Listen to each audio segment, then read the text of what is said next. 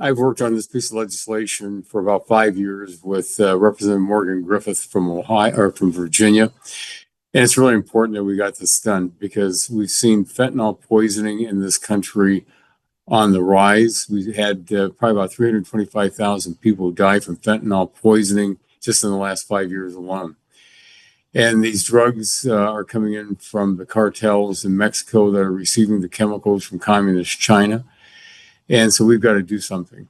And what we're doing is under the legislation is we're going to schedule fentanyl related substances as a Schedule I drug, which means that this would be a 10-year mandatory minimum sentence. And it's important because what we're about 100 grams of this, which under the law would get you 10 years, could kill 50,000 people. So we want to make sure that we get fentanyl off the streets. And we're having hearings over the last several years. I can still remember one of the sheriffs from out west saying, we shouldn't say it's overdose with fentanyl. He says it's poisoning. And when they put this in a pill, it's outright murder because only 2 milligrams will kill you. If you go to the DEA website, you can actually see a penny with just a couple of small flakes of fentanyl that's on near Lincoln's ear, and that's as much fentanyl you have to be a lethal dose. So now that this gets across the finish line, what's next in the fight against fentanyl? What else do you want to see Congress do? What else do you plan to do?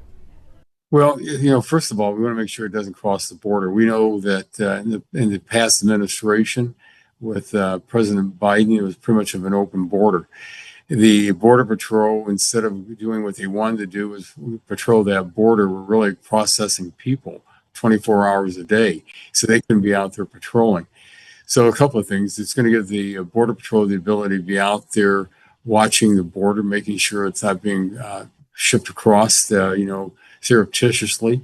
And also that, under legislation, we're going to see more of that wall completed down there, so you don't see it coming across there either. So I think that, we also have to convince Americans that life's pretty good. You don't have to take a lot of pills. And especially want to always warn people that you could go online and you might say, oh, here's a pill that does, whatever. And that's what you think you're getting. And no, it might be online, but it might not be safe. And it could also have fentanyl on it. So we've got to really keep warning people out there about how deadly fentanyl is. And then also that you got to be very, very careful what you're getting out there, especially if you're thinking or getting a certain type of drug that's really not.